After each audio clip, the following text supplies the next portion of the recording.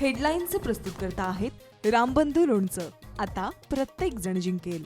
रामबंधू लोणचं. प्रत्येक बरणीवर संधी चार, चारही संधी धमाकेदार. आता रामबंधू लोणच्या सोबत प्रत्येक जण जिंकेल.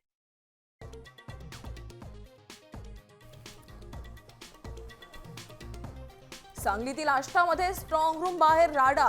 नगर परिषदेत मतदानाचा टक्का वाढवल्याचा राष्ट्रवादी शरद पवार गट प्रणीत शहर विकास आघाडीचा आरोप.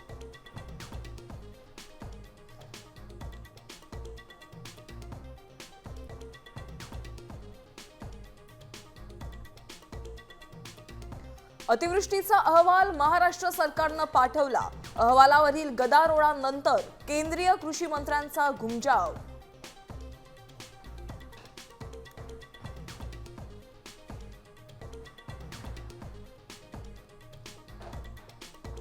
राज ठाकरेंनी घेतली संजय राऊतांची भेट. राऊतांच्या तब्येतीची विचारपूस.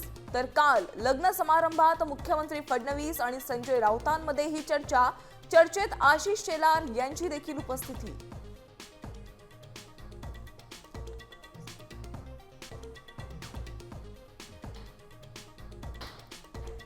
महापालिका निवडणुका हिवाळी अधिवेशनाच्या शेवटच्या दिवशी 14 डिसेंबरला जाहीर होण्याची शक्यता.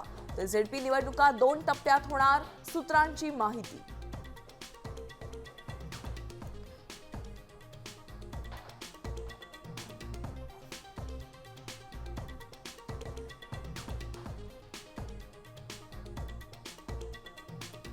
वसंतदादा शुगर इन्स्टिट्यूटच्या चौकशीसाठी समिती स्थापन. 5 सदस्य चौकशी समिती अनुदानाच्या विनियोगाची करणार चौकशी.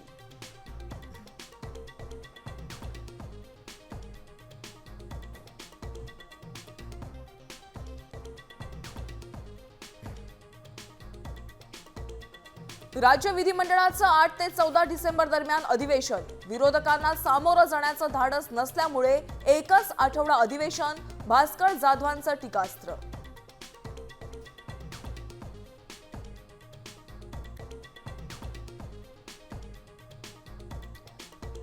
पुणे महाबळेश्वर पेक्षा थंड.